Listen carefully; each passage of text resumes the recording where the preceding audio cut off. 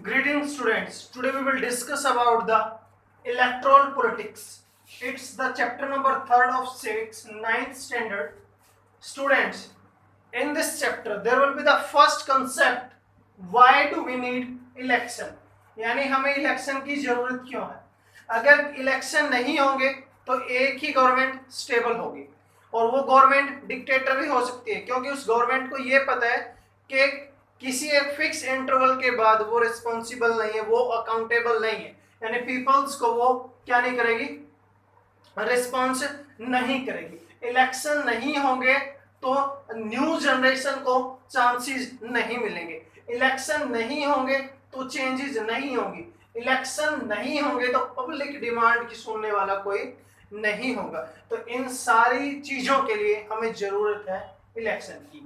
So we can say for conducting the election, or we are conducting the election for new generation, for new leaders, for the person who are aware about the modern society.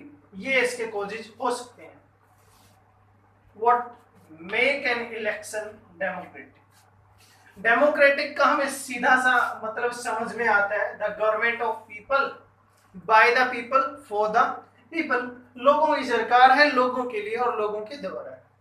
यानी ऐसी government हम खुद ही vote डालने वाले हैं, खुद के लिए कैसे, यानी जिसको वोट डालेंगे वो हमारा रिप्रेजेंटेटिव होगा, तो इसीलिए डेमोक्रेटिक गवर्नमेंट होगी।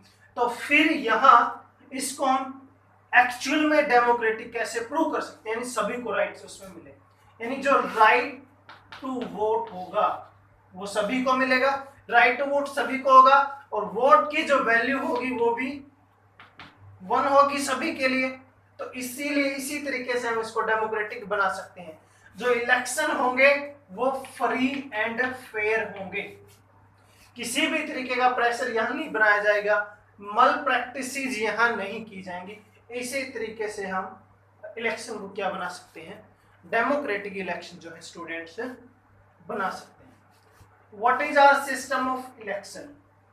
इलेक्शन का सिस्टम क्या है? इंडिया की बात हम कर रहे हैं। सबसे पहले लिखा है मैंने इलेक्टोरल कॉन्स्टिट्यूएंसीज।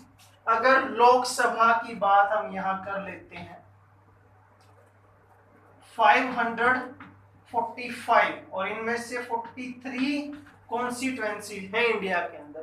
तो ये जो कॉन्स्टिट्यूएंसीज हैं, इलेक्टोरल कॉन्स्टिट्यूएंसीज फिक्स हैं, एक फिक्स एरिया के अंदर है। इंडिया में 543 हैं। अगर नेशनल लेवल की बात हम करेंगे तो हर एक कॉन्स्टिट्यूएंसीज में से एक लीडर चुना जाएगा जो उस एरिया को रिप्रेजेंट करेगा। उसके बाद है reserved constituencies, 84 for SC, 47 for ST.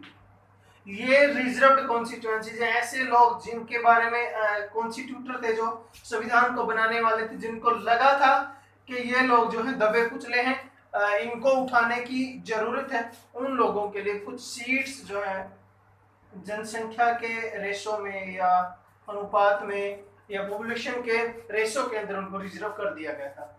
Haryana की अगर बात हम करें, 84 में से हरियाणा में 2 हैं, अंबाला और सिरसा के अंदर। अंबाला से जो है सुनीता दुग्गल हमारी, रतनलाल कटारिया हमारे एमपी हैं, जो सेंट्रल मिनिस्टर भी हैं, और सुनीता दुग्गल सिरसा से हैं। उसके बाद है वोटर लिस्ट। वोटर लिस्ट जो तैयार की जाएगी, इसमें 18 से ऊपर के जितने भी अडल्ट हैं इंडिया में, उन सभी को राइट टू वोट दिया गया है।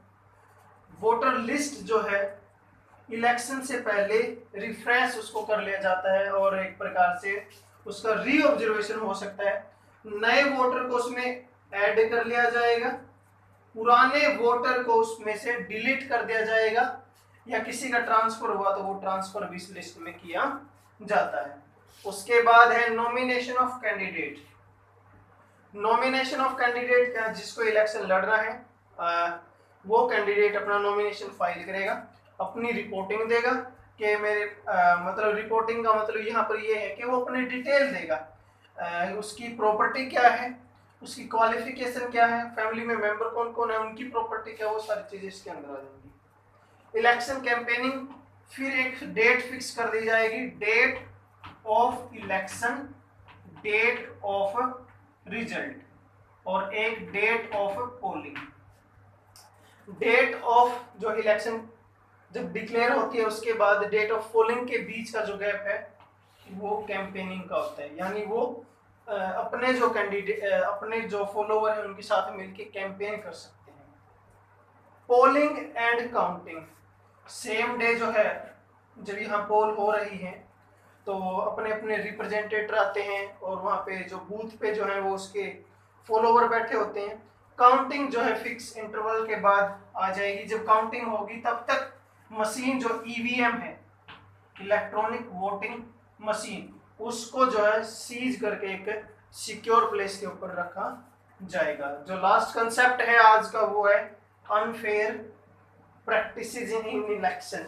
इसमें अनफेयर क्या है, जो इलिटरेट पीपल हैं, जो पढ़े लिखे नहीं है, ज़्यादा एजुकेटेड नहीं है, वो कई बार अपने वोट को बेच देते हैं पैसों के चक्कर में या ग्रेड में, लालच में, कुछ भी बोल सकते हैं हम। और कई बार जो है इस तरीके से होता है कि कुछ लोग जो है मल प्रैक्टिसेस करके, पहले बूथ कैप्चरिंग ज़्यादा होती थी, यानी जो है पेपर बेल्ट के ऊपर जो है वोटिंग होती थी, तो वो चीज़ें इसके अंदर आ जाएंगी। स्टूडेंट्स, हमने देखा था कि why do we need election, भाई नई जनरेशन को मौका देने के लिए होना चाहिए। डेमोक्रेटिक इलेक्शन कब होगा, जब सभी को राइट टू वोट होगा, इक्वलिटी होगी, किसी तरीके का डिस्क्रिमिनेशन नहीं होगा। फिर सिस्टम ऑफ इलेक्शन हमने किया था कि इलेक्टोरल कॉन्स्टिट्यूएंसीज होंगी जो 543 है एट प्रेजेंट। रिजर्वेशन की बात करें तो 8447 है। यहाँ पे वोटर लिस्ट जो है री एड और री ऐड किया जाता है उसमें, और डिलीशन का काम भी किया जाता है। इलेक्शन कैंपेनिंग जो है डेट ऑफ इलेक्शन से लेकर डेट ऑफ पोलिंग के बीच का टाइम पीरियड होता है। पोलिंग एंड काउंटिंग में जो जिस दिन वोट पोल हो जाएंगे और काउंटिंग जब काउंटिंग की जाएगी उसके बीच में ईवीएम को सेव रखा जाता है। अनफेयर प्रैक्टिसेस जो अप्रोप्रिएट वे नहीं है वो सारी की सारी प्रैक्टिसेस अनफेयर प्रैक्टिसेस में आ जाएगी। Students, it was all over about for today's. Thank you, have a nice day.